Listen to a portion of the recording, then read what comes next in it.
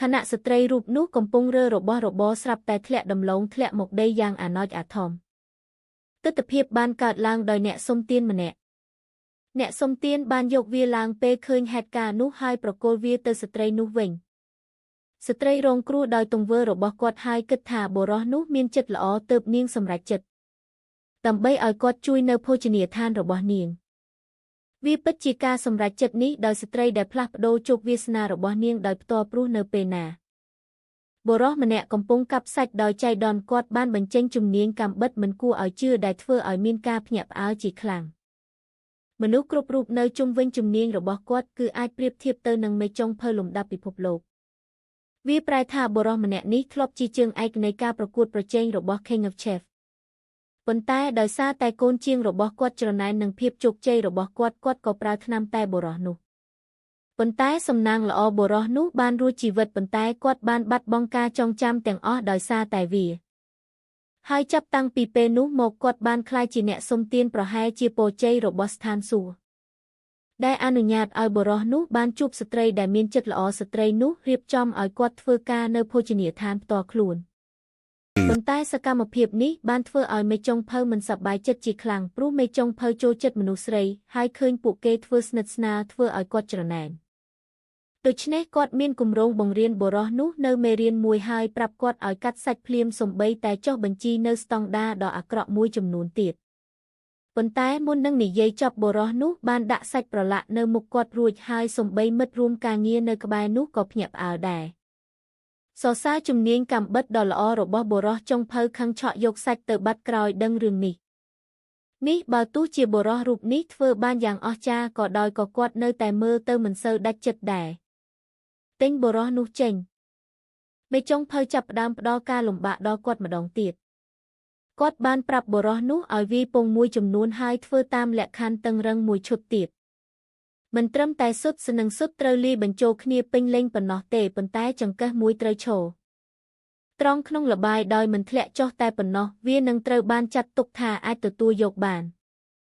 ប៉ុន្តែមុនពេលមេចុងភៅអាចនិយាយចប់បុរសនោះបានបង្កើតអភូតហេតុម្ដងទៀតការសម្ដែងដ៏ល្អឥតខ្ចោះរបស់គាត់បានទទួលការយល់ព្រមពីមនុស្សគ្រប់គ្នាម្ដងទៀតប៉ុន្តែមេចុងភៅនៅក្បែរនោះនៅថ្ងៃនោះពេលដែលបុរសនោះកំពុងធ្វើការមេចុងភៅបានរំខានគាត់ដោយផ្ទាល់ហើយប្រាប់គាត់ឲ្យផ្ដល់អាហារដល់អតិថិជនប៉ុន្តែក្រោយពីឃើញមុខម្ហូបនេះចុងភៅធ្វើរួចបុរសនោះក៏គិតយ៉ាងជ្រៅមេចុងភៅបានស្ដីបន្ទោសគៀភ្លាមនៅពេលឃើញរឿងនេះប៉ុន្តែបុរសនោះបានចង្អុលបង្ហាញថាអ្វីទៅជាខុសជាមួយចានសូម្បីតែនិយាយត្រង់អតិថិជនប្រកាសជាមិនពេញចិត្តភ្លាមទេនៅពេលដែលគាត់និយាយបែបនេះមេចុងភៅខឹងភ្លាមហើយចង់បង្រៀនបុរសនោះភ្លាមសូម្បីតែអ្នករួមការងារក៏ចាប់ភាគីចុងភៅដែរខណៈអ្នកទាំងពីរបន្តប្រកែកគ្នាស្ត្រីនោះមកពិនិត្យម្ហូបចុងភៅក៏ចាប់យកម្ហូបពីបុរសនោះមកប្រគល់ឲ្យស្ត្រីនោះភ្លាមប៉ុន្តែភ្លាមពេលអតិថិជនបានខំពួកគេបានដឹងថាមានអ្វីមួយបានរលត់ហើយបានហោះទៅភ្លាមចូលទៅក្នុងកំហឹងមួយ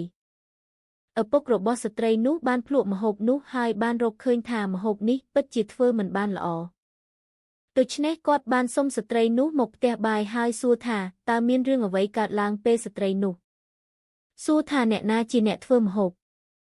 មេចុងភៅគិតថានាងនឹងសរសើរគាត់ដោយមោទនភាពដូច្នេះគាត់ក៏យកទៅគំនិតផ្ទួចផ្ដើមដើម្បីទទួលស្គាល់ថាវាជាការងាររបស់គាត់ប៉ុន្តែដោយមិននឹកស្មានដល់ស្ត្រីនោះបានចង្អុលបង្ហាញដោយផ្ទាល់នៅគុណវិបត្តិនៅក្នុងចាននោះពិតជាដូចគ្នានឹងអ្វីដែលបុរសនោះបាននិយាយមុននេះមេចុងភៅភ័យខ្លាំងហើយបាននិយាយថានេះជាមុខម្ហូបដ៏ល្អបំផុតរបស់គាត់ដោយអះអាងវាពិតជាលំបាកណាស់ក្នុងការធ្វើអ្វីមួយអតិថិជនចង់បានស្ត្រីនោះក៏មានអារម្មណ៍ពិបាកចិត្តបន្ទាប់ពីបានឮដូច្នេះយ៉ាងណាមិញអតិថិជននេះគឺជាប្រធាននៃពិភពធ្វើម្ហូបដូច្នេះគាត់ត្រូវតែធ្វើឲ្យបានត្រឹមត្រូវបម្រើដូច្នេះហើយនាងបានសួរអ្នកដែលមានវត្តមានដែលអាចធ្វើម្ហូបបានប៉ុន្តែគ្មានអ្នកណាឆ្លើយតបទេដូចស្ត្រីរងគ្រោះនាងបានឃើញបុរសនោះធ្វើការនៅក្បែរនោះដោយមានជំនាញកាំបិតដ៏ល្អបែបនេះគាត់ត្រូវតែអាចធ្វើម្ហូបបានល្អដូច្នេះហើយនាងក៏សម្រេចចិត្តឲ្យគាត់សាកល្បងប៉ុន្តែមេចុងភៅជាអ្នកជំទាស់មុនគេ បើបុរសនោះធ្វើម្ហូបឆ្ងាញ់មុខតំណែងជាមេចុងភៅនឹងមានគ្រោះថ្នាក់គាត់ថែមទាំងគំរាមស្ត្រីរូបនេះពីអនាគតភោជនីយដ្ឋានប៉ុន្តែស្ត្រីនោះមិនឲ្យគាត់ទេឱកាសដើម្បីបដិសេធមិនយូរប៉ុន្មានបុរសនោះបានធ្វើម្ហូបមួយមុខតាមចំណូលចិត្តរបស់អតិថិជនពេលដែលគម្រប់ត្រូវបានលើកឡើង